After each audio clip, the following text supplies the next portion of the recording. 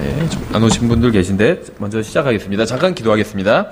하나님 아버지, 이 시간 저희가 주님의 말씀을 통해서 주님을 더욱더 알아가기 원합니다. 이 시간에 선포되는 모든 말씀을 통해서 오직 주님께서만 영광 받으시기 원합니다. 예수님의 이름으로 기도드렸습니다. 아멘. 예, 저희 계속해서 디모데전서 1장을 보고 있습니다. 오늘 3절부터 11절까지 보겠습니다.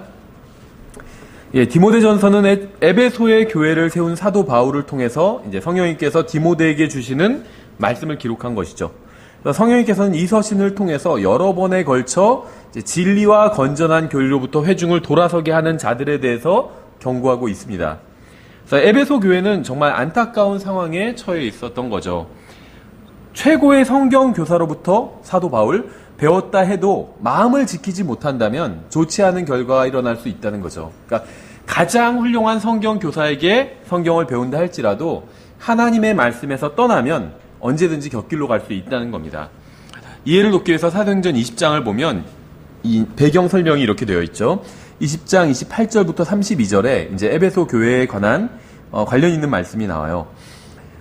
사도행전 20장 28절, 그러므로 너희 자신과 온 양떼에게 주의를 기울이라. 성령님께서 너희를 그들의 감독자로 삼으사 하나님의 교회 곧 그분께서 자신의 피로 사신 교회를 먹이게 하셨느니라. 내가 이것을 아노니 곧 내가 떠난 뒤에 사나운 이리들이 너희 가운데로 들어와 양떼를 아끼지 아니할 것이요. 또 너희 중에서도 제자들을 끌어내어 자기들을 따르게 하려고 왜곡된 것들을 말하는 사람들이 일어나리라. 그러므로 깨어서 내가 3년 동안 밤낮 쉬지 않고 눈물로 각 사람을 훈계하던 것을 기억하라. 이제 형제들아, 내가 너희를 하나님과 그분의 은혜의 말씀에 맡기노니 이 말씀이 너희를 든든히 세워 거룩히 구별된 모든 자들 가운데서 너희에게 상속 유업을 주리라. 이리들이 양떼 사이로 들어오지 못하게 막을 수 있는 방법이 무엇일까요? 한번 잘 생각해 보세요. 에베소 교회는 제대로 된 교회였습니다. 뭐 거짓된 교회나 잘못된 교회나 그런 교회가 아니었어요. 제대로 된 교회였어요. 사도 바울이 세운 교회였죠. 그리고 이제 디모데를 목회자로 세운 교회였습니다. 그러니까 제대로 된 사람이 세웠고 또 제대로 된 사람이 목회를 하던 교회였어요. 근데 이런 교회에도 이리들이 들어왔다고 성경 말씀하고 있잖아요. 그러니까 이리들이 교회로 침투하는 걸 막는 방법이 무엇일까요? 없어요. 성경에 보면 이리들이, 그러니까 잘못된 사람들이, 거짓 교사들이, 잘못된 사람들이 이제 잘못된 목적을 가지고 교회로 침투하는 것을 막는 방법은 없다는 겁니다. 잘못된 사람들이 바른 교회에 침투하는 것을 막는 방법은 없습니다. 이리들이 교회로 침투하는 것을 막을 수 있는 방법은 없어요. 그래서 성경은 그들이 침투하고 난 후 어떻게 대처해야 하는지에 관해서 말씀하고 있어요. 침투하는 것, 교회에 나오는, 왜냐하면 교회 자체는 사람들이 교회에 오는 것을 막을 수가 없습니다. 누구든지 교회에 오려고 하면 오라고 해야 돼요. 오지 말라고 할 수가 없어요. 누군지도 잘 모르는데 무조건 오지 말라고 할 수는 없죠.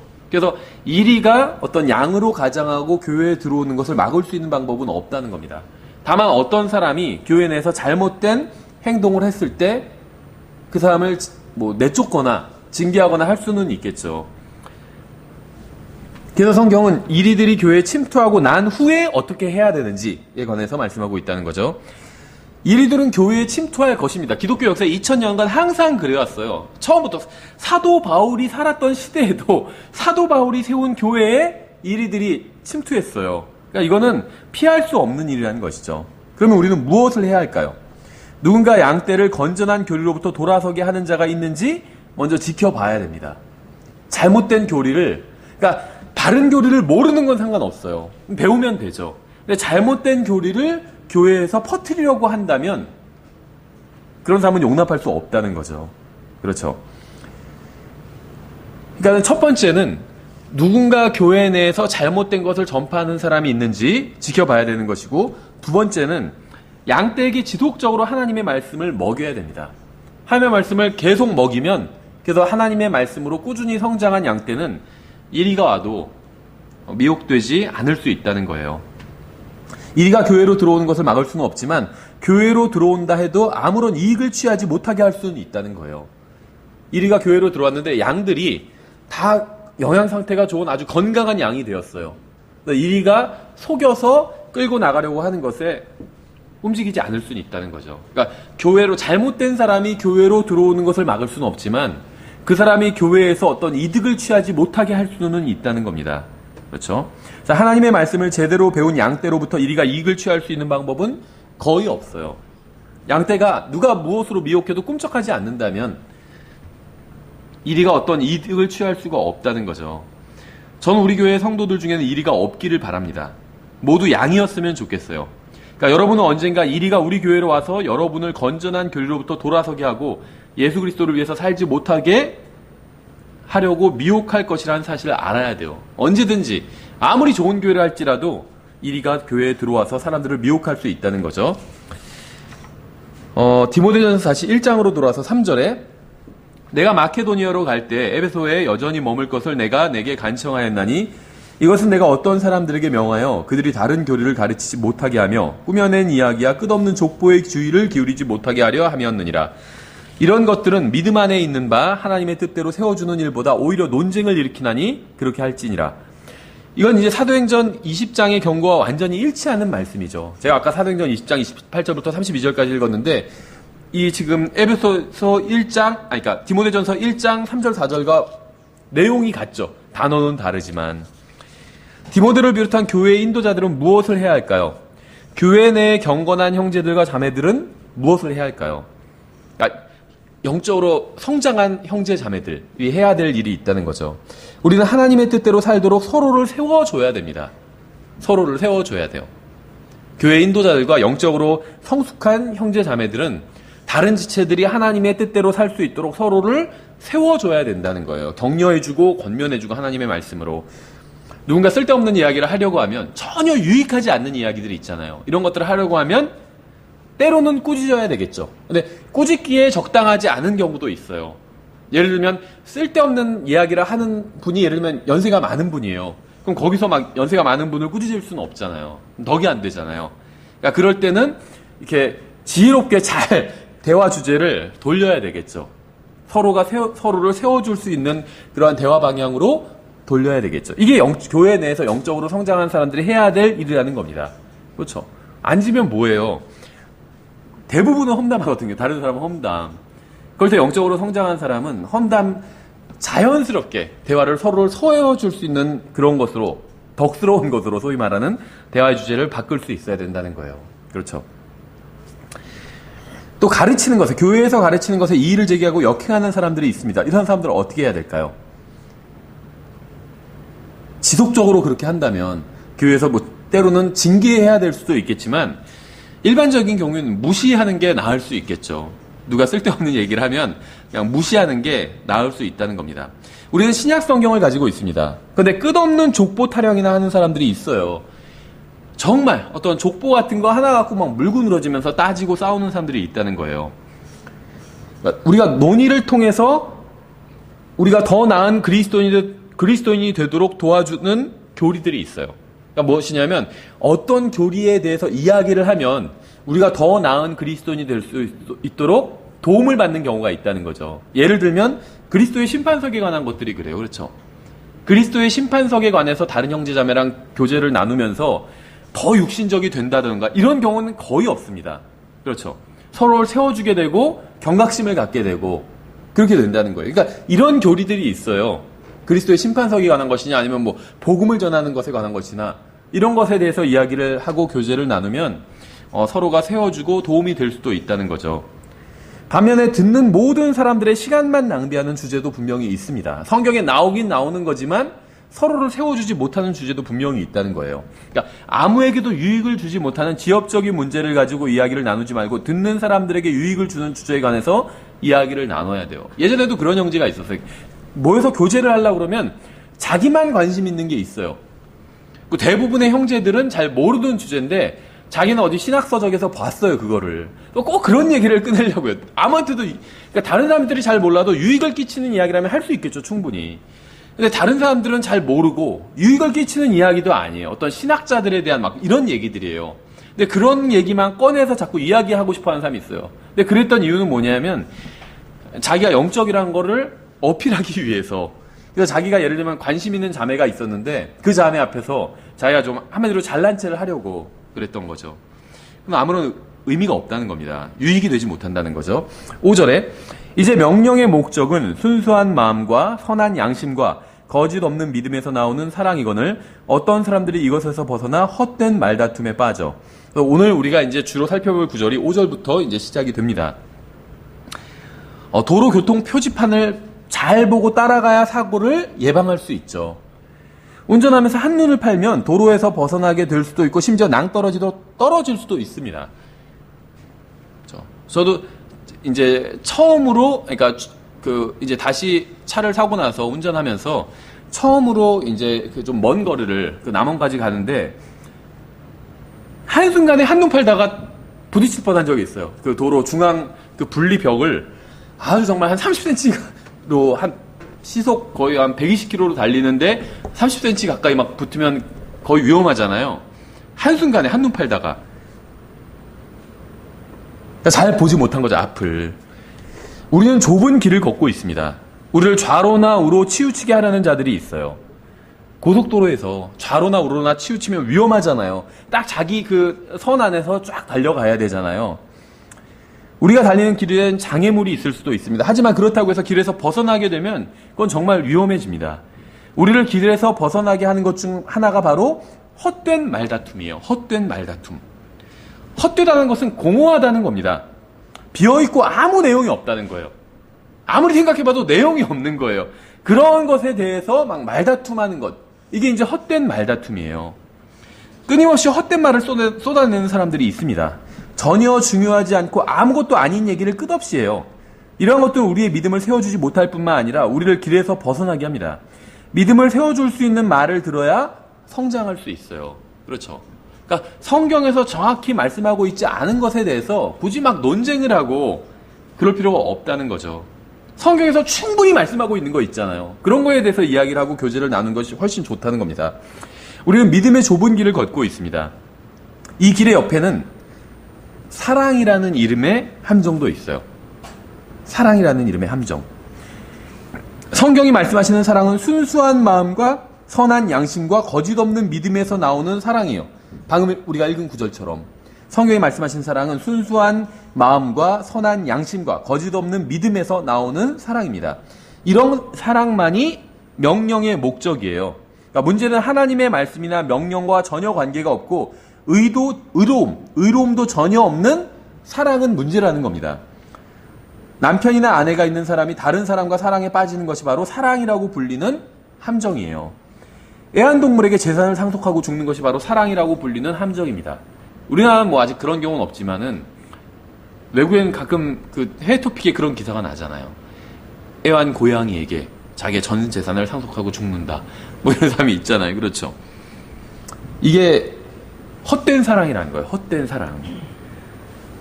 이러한 것이 사랑이라고 불릴지 모르지만 성경이 말씀하시는 사랑은 아닙니다. 하나님의 말씀이나 의로움과는 전혀 관계가 없기 때문에 오늘날 사랑만 강조되는 시대예요. 오늘날은 진리와 의로움을 전하면 사랑의 이름으로 거부해버리기도 합니다. 이러한 경우가 바로 사랑이라는 함정에 빠진 거예요. 우리가 걷는 믿음의 길 다른 편에는 명령이라는 함정도 있습니다. 여기서 이제 말하는 명령은 뭐냐면 하나님의 말씀을 말하는 거예요. 말씀. 시편을 보면 알 수 있어요. 주로 이 명령, 뭐 이런 계명 이런 것들이 대부분 하나님의 말씀을 기본적으로는 가리킨다고 보면 됩니다. 근데 이제 지금 디모데전서 1장 5절 6절에서 이 명령과 사랑에 관한 이야기가 나오잖아요. 이게 굉장히 중요해요. 사랑 없는 명령은 명령 없는 사랑만큼이나 위험합니다. 다시 말하면 하나님의 말씀 없는 사랑은 아무런 의미가 없다는 거예요. 반대도 마찬가지예요. 또 사랑 없는 말씀만 있는 것, 이것도 의미가 없다는 겁니다. 아이들을 오직 명령만으로 양육하면 바르게 성장하지 못해요. 규칙, 명령, 말씀, 율법 다 같은 거라고 보시면 돼요. 이런 것만으로 아이들을 양육하면 아이들이 바르게 성장할 수 없다는 거예요. 교회도 사랑이 없고 명령만 있으면 아무도 영적으로 성장하지 못합니다. 사랑과 은혜 없이 명령과 규칙만으로는 누구도 변화시킬 수 없고 성장할 수도 없어요. 감옥에는 명령과 규칙은 있지만 사랑은 없죠.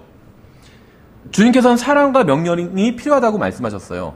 여기서 보면 명령의 목적은 반드시 이렇게 명령의 목적은 하면서 나오죠. 지금 우리가 읽은 구절에서. 그런데 이 목적을 영어로 보시면 end예요. end, 끝. 그러니까 명령의 끝. 물론 이제 목적은 맞아요. 그 의미 자체는. 네, 직역을 하면 끝이지만 의미 자체는 목적이 맞아요. 왜냐하면 명령이 쭉 가면 그 끝이 뭐냐면 사랑이라는 거거든요. 명령의 끝은 반드시 사랑이어야 합니다.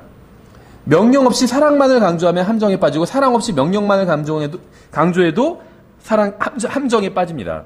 주님께서는 아버지가 자신이 사랑하는 자녀들에게 의로운 명령을 기준으로 제시하는 것을 원하세요. 그러니까 가정이나 교회의 인도자는 사랑을 동기로 명령을 내려야 합니다.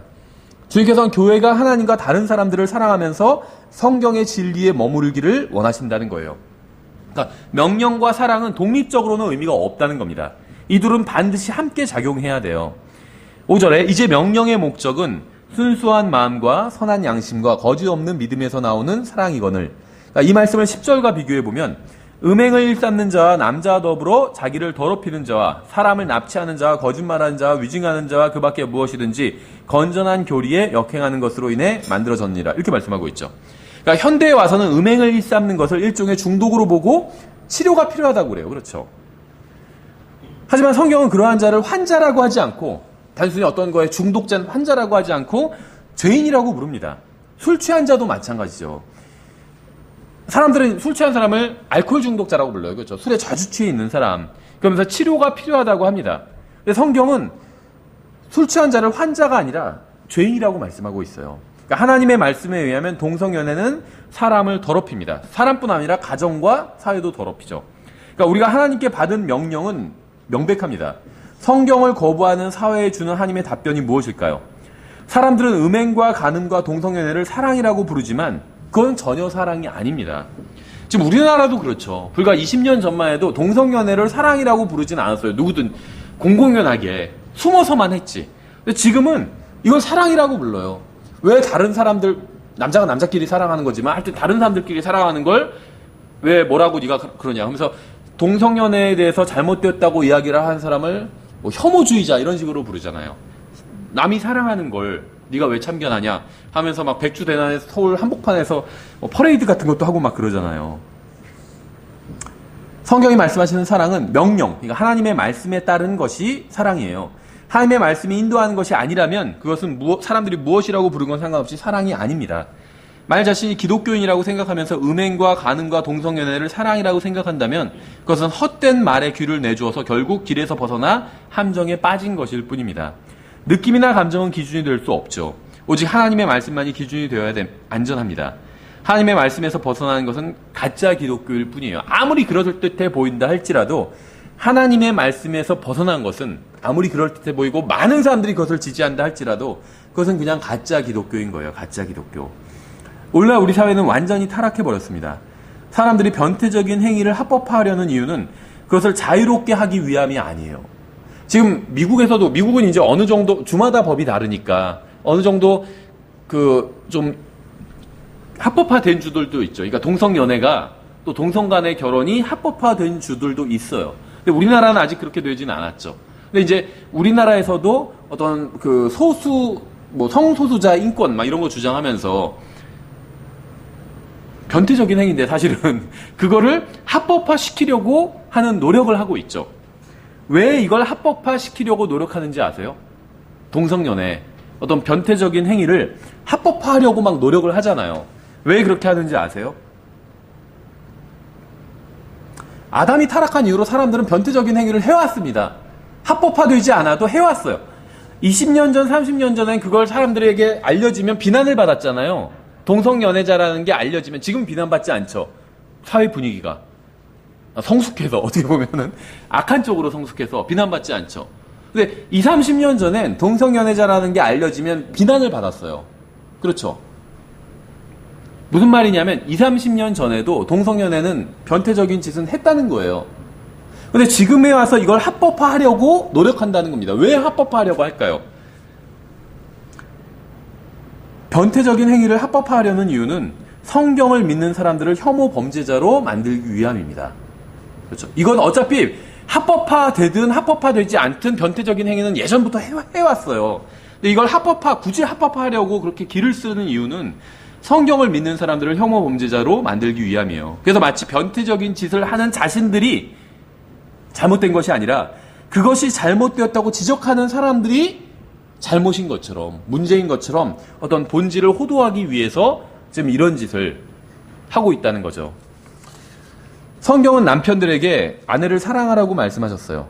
그리스도께서 교회를 사랑하신 것처럼 아내를 사랑하고 자녀들을 사랑하고 또 양육하라고 말씀하셨습니다.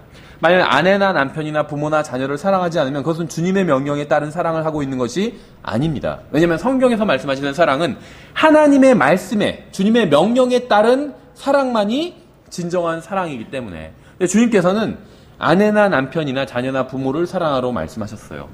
그래서 그렇게 사랑해야 그것이 하나님의 말씀에 따른 사랑을 하고 있는 것입니다.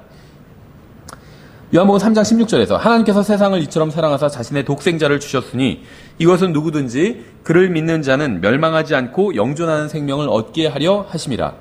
하나님께서 세상 모든 사람들을 사랑하셨다면 왜 사람들은 지옥에 가는 걸까요? 생각해 보세요. 제가 방금 요한복음 3장 16절을 읽었잖아요. 구원받지 않은 사람들도 이 구절 많이 알고 있거든요. 그래서 하나님이 뭐 사랑의 하나님이다, 하나님 모든 사람을 사랑하신다, 이런 얘기를 해요. 어느 정도 맞는 얘기고 맞는 얘기일 수도 있죠. 하지만 이게 전부는 아니죠. 진리의 일면이니까. 성경에 보면 하나님께서 세상을 사랑하셨대요. 여기서 말하는 세상은 세상 사람들이죠. 이처럼 사랑하셨다라고 이렇게 번역되어 있는데 이처럼이 갖는 의미 뭐냐면 매우예요. 매우.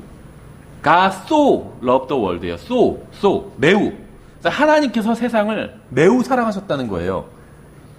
근데 하나님께서 세상 사람들을 매우 사랑하셨는데 왜 세상 사람들이 세상 사람들 중에 지옥에 가는 사람들이 있을까요? 하나님께서 사랑하셨는데 이상하지 않나요? 왜냐하면 주님께서 구원받지 않은 세상 사람들을 사랑하셨던 것은 사실입니다. 근데 주님께서 사랑하신 그 사랑은 자신의 말씀에 따른 사랑이었어요. 이 세상에서 하는 아무 기준도 없는 그런 사랑이 아니라 막 변태도 사랑하고 동성연애도 사랑하고 그런 사랑이 아니라 주님의 말씀에 의로움에 따른 사랑이었기 때문에 주님께서 세상 사람들을 사랑하셨지만 그럼에도 불구하고 누군가는 지옥에 가게 된다는 겁니다. 주 예수 그리스도를 믿으라 그리하면 내가 구원을 받고 내 집이 받으리라.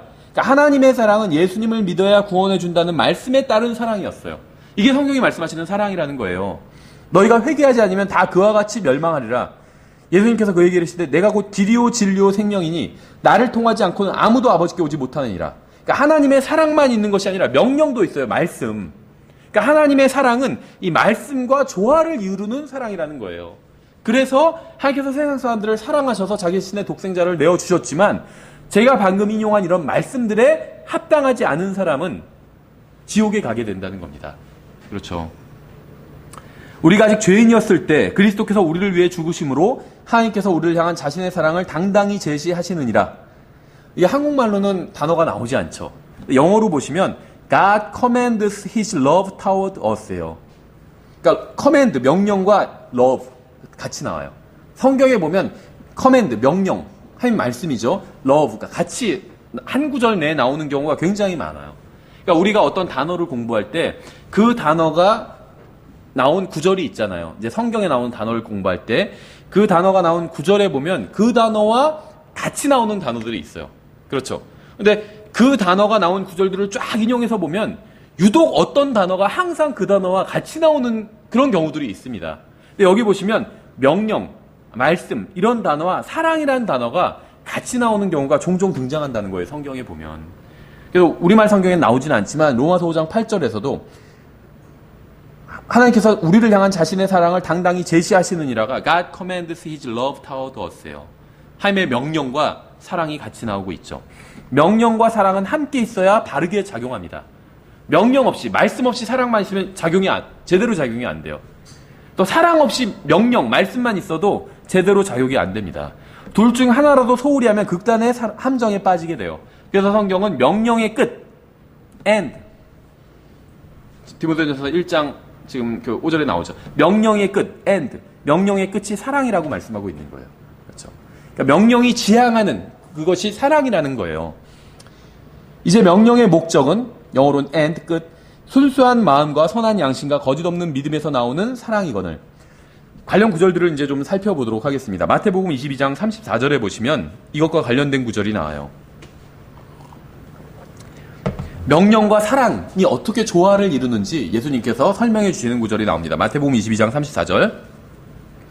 마태복음 22장 34절에 그러나 그분께서 사두개인들을 잠잠하게 하셨다는 것을 바리새인들이 듣고 함께 모였는데 그때 그들 중에 한 율법사가 그분을 시험하려고 그분께 질문하여 이르되 선생님이여 율법에서 큰 명령은 무엇이니까매 예수님께서 그에게 이르시되 명령 이야기가 나오죠. 너는 내 마음을 다하고 혼을 다하고 생각을 다하여 주 내 하나님을 사랑하라.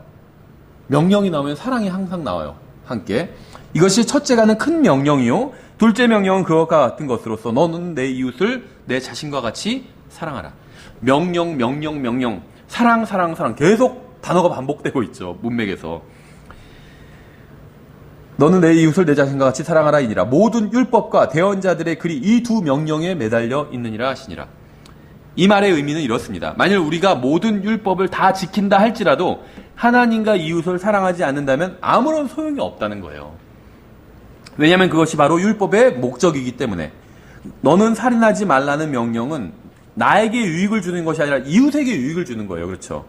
너는 내 앞에 다른 신들을 두지 말라는 명령도 하나님에 관한 명령입니다.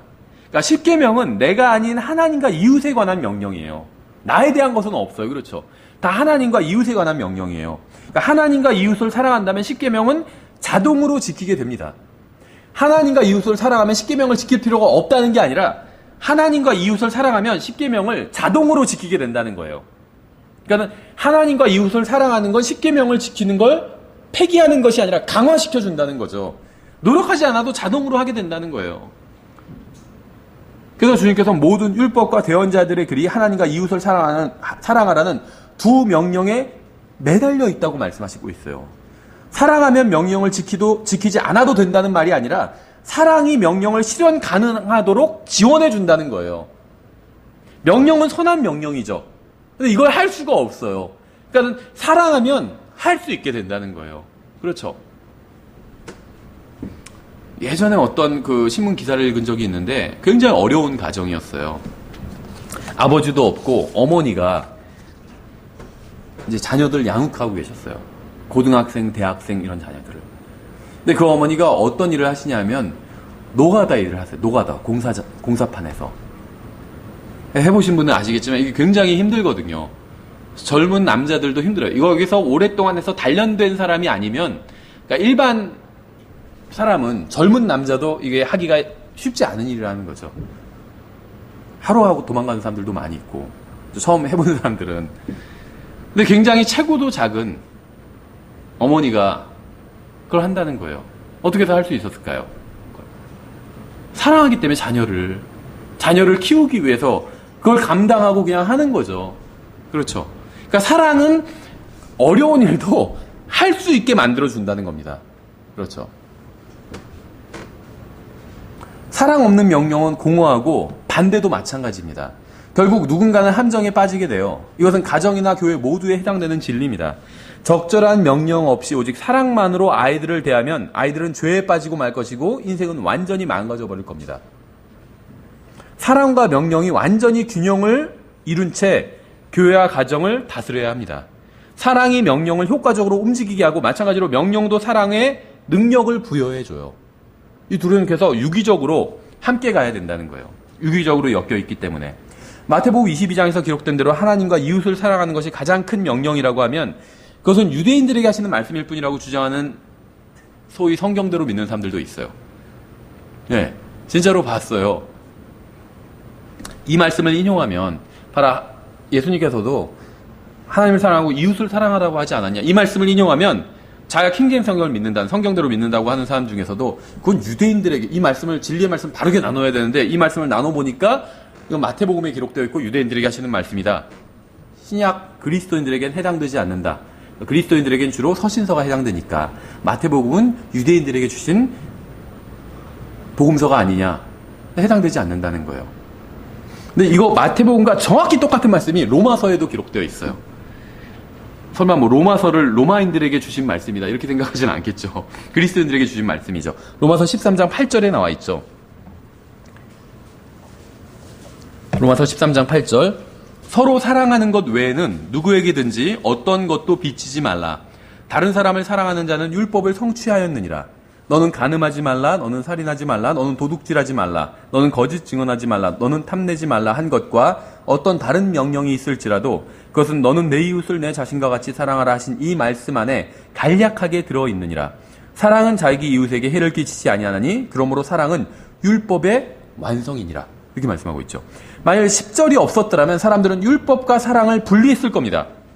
하지만 10절에서 말씀하시는 것처럼 사랑과 명령, 율법은 서로 떨어질 수가 없어요. 오직 성경만이 이웃을 제대로 사랑하는 방법을 제시하고 있습니다. 그렇죠? 그리스도인들에게도 제시하고 있고 구약 성도들에게도 제시하고 있어요. 오직 성경만이 이웃을 사랑하라고 말씀하고 있잖아요. 코란은 이런 거 가르치지 않는 게 분명해요. 그렇죠? 코란 믿는 사람들이 하는 것을 보면 술 같은 것도 마찬가지죠. 이웃을 사랑하는 방법을 가르치지 못합니다. 술은. 명령과 사랑은 서로가 없이는 존재할 수 없습니다. 여러분의 마음에 하나님의 사랑이 부어지면 여러분은 누가 시키지 않아도 하나님의 명령에 순종하게 됩니다. 요한복음 15장 9절에 이렇게 되어 있어요. 아버지께서 잘 보세요. 사랑과 명령이 어떻게 같이 가는지 보세요. 굉장히 많아요, 성경에. 제가 지금 대표적인 구절들만 찾아 보여드리는 거예요, 찾아서. 요한복음 15장 9절에 아버지께서 나를 사랑하신 것 같이 사랑 이야기가 나오죠. 나도 너희를 사랑하였으니 너희는 내 사랑 안에 거하라. 내가 내 아버지의 명령들을 지켰고 그분의 사랑 안에 거하는 것 같이 너희도 내 명령들을 지키면 내 사랑 안에 거하리라. 내가 너희에게 이 일들을 말한 것은 내 기쁨이 너희 안에 머물러 있어 너희 기쁨이 충만하게 하려 함이니라. 내 명령은 곧 내가 너희를 사랑한 것 같이 너희도 서로 사랑하라 하는 이것이니라. 사랑 명령 계속 반복해서 등장하죠. 우리는 명령과 사랑을 연결해서 이렇게 생각한 적이 사실 많지 않아요. 성경은 이 둘이 같이 가야 한다고 말씀하고 있다는 겁니다. 예수님의 말씀에 의하면 명령이 없으면 사랑도 없습니다. 주님의 명령을 지키지 않으면 주님을 사랑하는 것이 아닙니다. 만일 주님께로부터 오는 기쁨을 원한다면 주님을 사랑하는 것만으로는 부족해요. 주님의 명령을 지키는 것만으로도 역시 부족합니다. 주님의 명령을 지키면서 주님을 사랑해야 돼요. 명령과 사랑이 같이 가야 돼요. 하나라도 안 하면 아무것도 아니라는 거죠.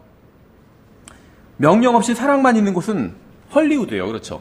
헐리우드에서 온갖 죄를 사랑이라는 이름으로 포장하잖아요.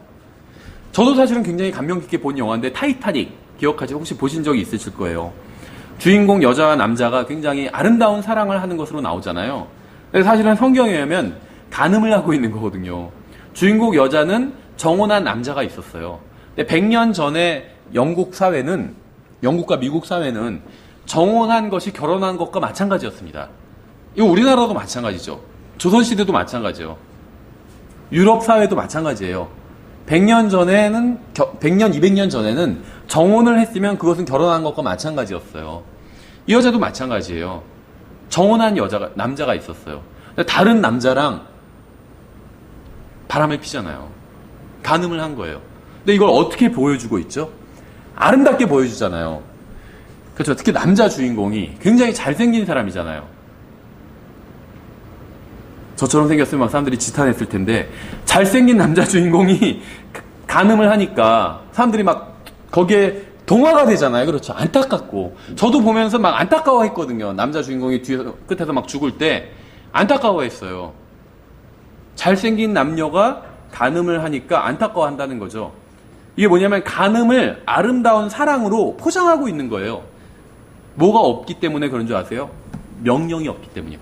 말씀이 없기 때문에, 의로움이 없기 때문이에요. 그래서 의로움 없이 사랑만 강조하는 곳은 헐리우드예요. 반대는 어딘지 아세요? 사랑이 전혀 없이 명령만 강조하는 곳은 공산주의자나 아니면 나치의 강제 수용소예요. 여기 사랑이 없어요. 명령만 있어요. 규칙만 있습니다. 그렇죠? 그러니까 사랑만 있거나 명령만 있는 가정이나 교회는 지속되지 못하거나 변질돼서 합당한 열매를 맺지 못하게 된다는 겁니다. 다시 디모데전서 1장으로 돌아와서 7절에 율법의 선생이 되려 하나 그들은 자기들이 말하는 것이나 주장하는 것을 깨닫지 못하는도다. 그러나 율법은 사람이 그것을 적법하게 쓰면 선한 줄 우리가 아노라. 이 말씀을 갈라디아서 3장과 한번 비교해 보면 갈라디아서 3장 13절에 보시면 이렇게 되어 있습니다. 이제 율법에 대해서 우리가 지금 앞에서 이제 사랑에 대해서 좀 살펴봤잖아요. 이젠 명령, 말씀, 율법에 대해서 좀 살펴보도록 하겠습니다. 율법의 목적이 뭔지 좀 생각해 보려고 합니다. 갈라디아서 3장 13절에 18절까지 좀 길지만 제가 읽어보겠습니다. 그리스도께서 우리를 위해 저주가 되사 율법의 저주에서 우리를 구속하셨으니 기록된 바 나무에 달리는 모든 자는 저주받았느니라 하였느니라. 이것은 아브라함의 복이 예수 그리스도를 통해 이방인들 위해 임하게 하고 또 우리가 믿음을 통해 성령을 약속으로 받게 하려 함이니라. 형제들아 내가 사람들의 관례대로 말하노니 그것이 단지 사람의 언약이라도 일단 확정되면 아무도 취소하거나 거기에 더하지 못하였느니라. 이제 그 약속들은 아브라함과 그의 씨에게 하신 것인데 그분께서 여럿을 가리키며 씨들에게 하지 아니하시고 하나를 가리키며 내 씨에게 하시다니 이 씨는 그리스도시니라.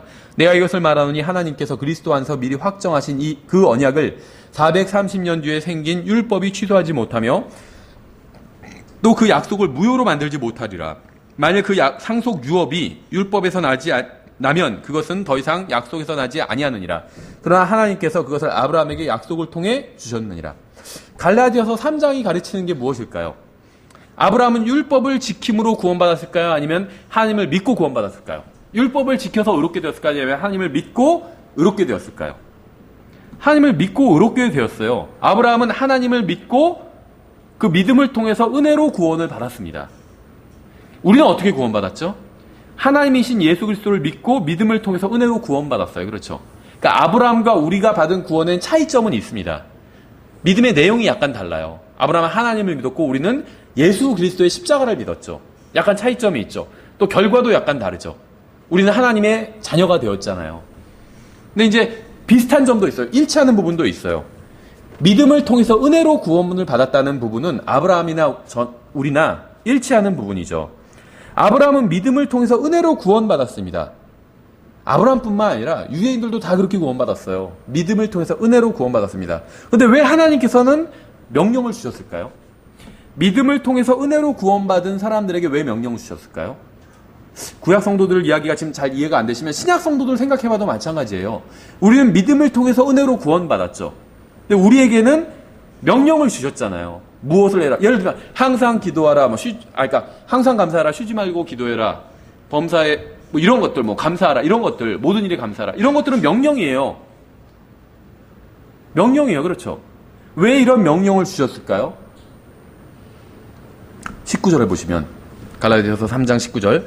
그러면 율법은 무엇을 위한 것이냐? 그것은 약속을 받은 그 시가 오실 때까지 범법들로 인해 더해진 것이요. 율법의 목적이 나오죠. 의로움이 아니라 범법들로, 죄들 때문에 더해진 거래요. 한 중지자의 손에서 천사들에 의해 정해진 것이라. 이미 믿음을 통해 은혜로 구원받은 사람에게 명령을 주시는 율법, 말씀, 법, 이걸 주시는 이유가 무엇일까요? 무엇이 옳고 그른지에 관한 하나님의 기준을 알려주기 위함이에요. 하나님을 믿으면 믿음을 통해서 은혜로 구원받게 됩니다. 구약시대에. 신약도 마찬가지예요. 예수님을 믿으면 믿음을 통해서 은혜로 구원받게 돼요. 그런데 구약이나 신약이나 구원받고 나서 구원받은 사람들에게 하나님의 명령을 주셨다는 거예요. 우리도 서신서에 우리를 향한 명령이 있잖아요. 복음을 전하라. 이것도 명령이잖아요. 그렇죠? 형제를 사랑하라. 이것도 명령이에요. 그냥 단순히 사랑했으면 좋겠다. 이런 말이 아닙니다. 명령이에요. 복음 전하는 것도 마찬가지예요. 복음을 전했으면 좀 좋겠다. 이런 말이 아니에요. 명령이에요. 유대인들은 말할 것도 없고 명령을 받았어요. 왜 이런 명령을 주셨을까요? 무엇이 옳은 것이고 무엇이 그른 것인지 잘못된 것인지 하나님의 기준을 알려주기 위함이라는 것이죠. 하나님의 말씀이 아니라면 옳고 그름을 알 수가 없습니다. 결혼하지 않은 남자와 여자가 동침하는 것이 죄라는 사실을 청년들에게 누가 알려주겠어요? 하나님의 말씀이 아니라면. 생각해 보세요. 지금 예를 들면 어떤 거의 99.9% 인터넷 게시판에 상담글을 올리잖아요. 예를 들면 지금 30살인데요. 아직 결혼하진 않았어요. 근데 남자친구와 예를 들면 여행을 가려고 해요. 근데 부모님한테 말씀드리면 부모님 반대하실 것 같은데 어떻게 해야 될까요? 예를 들면 이런 걸 올리면 뭐라고 하는지 아세요? 애도 아니고 남자친구와 여행 가고 동침하고 그게 뭐가 문제입니까? 다 그렇게 달려요. 거기서 결혼하지 않은 남녀가 동침하면 안 됩니다. 이런 글 쓰면요. 비추천 막 수백 개가 돼요. 매장당해요. 게시판에서 그런 걸 쓰면. 하나님의 말씀이 아니라면 누가 의로움에 대해서 알려줄까요? 헬스 트레이너가 알려줄까요? 아니면 유튜브 동영상이 알려줄까요? 구원은 믿음을 통해 하나님의 은혜로 받습니다. 하나님의 사랑으로 인해 구원받았어요. 그런데 왜 명령이 필요할까요? 바로 죄 때문이에요. 죄. 죄가 무엇인지 알아야 구원받은 사람도 인생을 망쳐버리지 않을 수 있기 때문에. 명령의 목적은 우리를 죄로부터 보호하기 위함입니다. 이것은 마치 가드레일과 같아요. 가드레일은 우리가 길에서 벗어나지 못하게 하죠. 가드레일이 있잖아요. 한쪽에는, 그렇죠? 예를 들면 중앙 분리대가 있고 고속도로에 가드레일이 있어요. 강원도 막 올라가는 길에 보면 가드레일이 있고 그 아래 낭떠러지예요. 가드레일의 목적이 무엇이냐는 거죠. 우리를 길에서 벗어나지 못하게 하는 거예요. 길에서 벗어나 위험에 빠질 자유를 박탈하고자 고안된 겁니다. 말이 좀 이상하지만 그렇죠. 하지만 아무도 가드레일에 대해서 불평하지 않아요. 가드레일 때문에 내가 위험에 빠지지도 못하게 돼. 내가 자유를 박탈당했어. 이런 사람은 없다는 거죠. 가드레일 때문에 낭떠러지로 떨어지지 못했다고 불평하는 사람은 아무도 없습니다. 죄는 우리에게 상처를 줘요. 명령의 목적은 죄가 우리에게 상처를 주고 우리의 인생을 망친다는 사실을 알리기 위함입니다.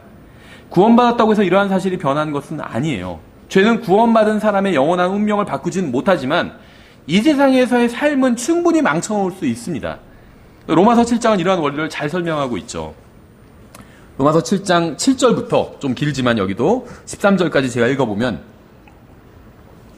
그러면 우리가 무슨 말을 하리요? 율법이 죄냐? 결코 그럴 수 없느니라. 아니라 오히려 율법을 통하지 않고서는 내가 죄를 알지 못하였으니 그러니까 율법의 목적이 나오죠. 율법을 잘 지키면 의롭게 된다는 게 아니에요. 그건 전혀 율법과 관련이 없어요. 율법의 목적은 뭐냐면 죄를 알려주기 위함에 이건 정확히 형법의 목적 마찬가지예요. 형법도 형법을 잘 지키면 의롭게 된다 이런 게 아니거든요. 나라에서 상 주지 않아요. 형법을 잘 지킬 수가 없거든요. 그건 형법은 뭐냐면 죄가 무엇인지 알려주는 게 형법의 목적이에요. 율법의 목적 정확히 일치한다는 거죠. 율법이 너는 탐내지 말라 하지 아니하였더라면 내가 탐욕을 알지 못하였으리라. 그러나 죄가 명령을 통해 기회를 타서 내 안에서 온갖 종류의 욕정을 이루었나니 이는 율법이 없으면 죄가 죽었기 때문이라. 전에 율법이 없었을 때에는 내가 살아있었으나 명령이 오매 죄가 되살아나고 나는 죽었도다. 생명에 이르게 하려고 정하신 명령이 사망에 이르게 하는 것인 줄 내가 알았나니 죄가 명령을 통해 기회를 타서 나를 속이고 그것으로 나를 죽였느니라. 그런즉 율법도 거룩하고 명령도 거룩하며 의롭고 선하도다. 그러면 선한 그것이 내게 사망을 이루었느냐? 결코 그럴 수 없느니라. 오직 죄가 죄로 드러나기 위하여 선한 그것을 통해 내 안에서 사망을 이루었나니 이것은 죄가 명령을 통해 넘치도록 죄로 충만하게 하려 함이니라. 이 말씀은 디모데전서 1장 5절에 간략하게 요약되어 있죠. 이제 명령의 목적은 순수한 마음과 선한 양심과 거짓없는 믿음에서 나오는 사랑이거늘. 같은 걸 얘기하고 있는 거예요. 지금 두 본문이. 하나님의 목적은 우리가 예수님과 다른 사람들을 진실하게 사랑하는 겁니다. 하지만 끝까지 가기 위해서는 명령에 따라야 된다는 거예요. 끝, end, 목적. 이 목적을 만나기 위해선 명령에 따라야 사랑의 목적에 다다를 수 있다는 거죠. 다시 디모데전서 1장으로 돌아와서 9절, 10절. 이것을 알라. 곧 율법은 의로운 사람으로 인해 만들어지지 아니하고 오직 법을 무시하는 자와 불순종하는 자와 경건치 아니한 자와 죄인과 거룩하지 아니한 자와 속된 자와 아버지를 죽이는 자와 어머니를 죽이는 자와 사람을 죽이는 자와 음행을 일삼는 자와 남자와 더불어 자기를 더럽히는 자와 사람을 납치하는 자와 거짓말하는 자와 위증하는 자와 그 밖에 무엇이든지 건전한 교리에 역행하는 것으로 인해 만들어졌느니라. 우리 사회는 의로운 사람과 불의한 사람을 구분하지 못합니다. 우리 사회는 누가 죄인이고 거룩하지 아니한 자고 속된 자고 아버지와 어머니를 죽이는 자와 살인자인지 구분하지 못합니다. 그래서 이러한 죄를 지은 자들에게 합당한 벌을 내리지 못하는 거예요. 그렇죠? 성경은 누가 잘못한 사람인지 정확히 구분하고 잘못한 사람들에게 합당한 벌을 내리거든요. 우리 사회는 그렇게 하지 못하고 있다는 거예요. 누가 의롭고 누가 불의한지 모르기 때문에 누구를 사랑하고 누구를 지지하고 누구를 벌해야 하는지 모르고 또 누구를 칭찬하고 누구를 비난해야 하는지 모르고 있는 거예요. 우리는 다른 사람을 사랑해야 하되 하나님의 말씀에 따라 사랑해야 합니다. 11절 이 교리는 내게 맡기신 복음 곧 찬송받으실 하나님의 영광스러운 복음에 따른 것이니라. 이게 갑자기 복음의 정의가 나오죠. 그러니까 우리가 얼마나 착각하면서 사는지 이 본문을 통해서 드러나게 됩니다. 구원받기 위해선 예수 그리스도께서 자신을 위해 십자가 위에서 죽으시고 묻히시고 부활하셨다는 사실을 믿으면 돼요. 그렇죠? 자신이 하나님 앞에서 죄인이라고 인정하고 예수님을 자신의 구원자로 받아들이는 사람은 누구나 구원받습니다. 하지만 이건 복음의 전부가 아니에요. 성경에 의하면. 복음은 죄인을 구원할 뿐 아니라 구원받은 사람이 하나님 앞에서 어떻게 살아야 하는지도 가르쳐줘요. 지금 사랑과 명령에 대해서 말씀하고 있죠. 우리가 살아가면서 이 사랑과 명령, 사랑과 하나님의 말씀이 이 둘 가운데서 균형을 잡으면서 우리는 살아야 됩니다. 그러니까 지금 디모데전서 1장에선 구원받은 사람이 어떻게 살아야 되는지 또 어떻게 교회 생활을 해야 되는지에 대해서 말씀하고 있어요. 그러면서 이것이 바로 복음이라고 말씀하고 있어요. 이것이. 우리가 생각하는 복음과 다르죠. 우리가 생각하는 복음은 죄인이 예수님 믿고 구원받는 것. 이게 복음 다예요. 성경이 말씀하시는 복음은 그것이 아닙니다. 구원받고 나서 어떻게 살아야 되는지까지도 복음의 내용에 속한다는 거예요. 예수님을 믿고 구원받는 것은 복음의 전부가 아닙니다.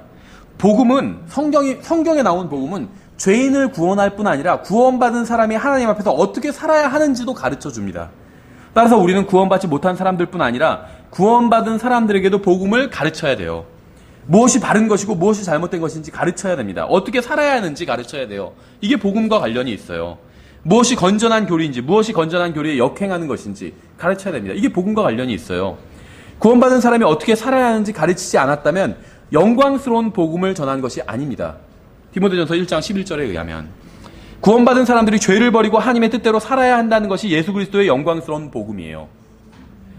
이건 율법주의가 아니라 신약 성경이 말씀하시는 복음이고 바울이 증언하는 교회가 함정에 빠지지 않는 방법입니다. 우리는 사람들이 단순히 구원받는 것으로 만족해서는 안 돼요. 사람들이 구원받고 그리스도인답게 살아야 만족할 수 있습니다. 구원받았다 할지라도 여전히 죄를 짓고 살아간다면 자신에게 상처를 주는 거예요. 구원받은 사람이 죄 가운데 사는 것은 예수 그리스도의 영광스러운 복음에 따른 것이 아닙니다. 성경 기록대로 그리스도께서 우리의 죄로 인해 죽으셨잖아요. 고린도전서 15장 3절에서도 복음에 대해서 설명하면서 죄 이야기를 하고 있어요. 예수님께서 우리의 죄 때문에 죽으셨다고 말씀하고 있어요. 예수님께서 단순히 죽으시고 묻히시고 부활하신 것이 복음이 아닙니다. 복음은 그리스도께서 성경 기록대로 우리의 죄로 인해 죽으시고 묻히시고 부활하신 거예요. 구원받은 사람들은 복음으로 구원받은 것처럼 복음대로 살아야 돼요. 복음대로. 우리는 구원받은 신약 교회의 성도로서 율법 아래에 있지 않습니다. 하지만 법이 없는 자들이 아니에요. 우리는 신약 성경의 그리스도인으로서 다른 사람들을 사랑해야 하지만 무조건적인 사랑이 아닌 하나님의 말씀에 따라 사랑해야 합니다. 사랑과 명령은 떨어질 수 없어요. 예수님께서 우리를 위해서 죽어주실 만큼 사랑하실 수 있었던 이유는 하나님의 명령을 온전히 지키셨기 때문입니다. 하나님의 명령을 지킴으로 사랑을 입증해 보여주셨잖아요. 사랑과 의로움, 또 긍휼과 진리가 함께 해야 돼요. 시편 85편 10절에서 이렇게 말씀하고 있잖아요. 긍휼과 진리가 같이 만나고 의와 화평이 서로 입맞추었을 때 이것처럼 사랑과 명령도 함께 해야 된다는 거죠. 여러분은 하나님의 명령을 지키면서 주님과 다른 사람들을 사랑해야 합니다. 사회가 요구하는 상식적으로 생각하기 전에 먼저 성경적으로 생각하는 법을 배워야 돼요. 그렇죠? 상식적인 사랑이 아니라 하나님의 말씀에 따른 사랑이어야 한다는 겁니다. 여기서 저희가 하나님의 명령, 말씀과 사랑에 대해서 살펴봤습니다. 다음 시간에 계속해서 이제 12절부터 살펴보도록 하겠습니다. 예, 오늘 여기까지 하겠습니다.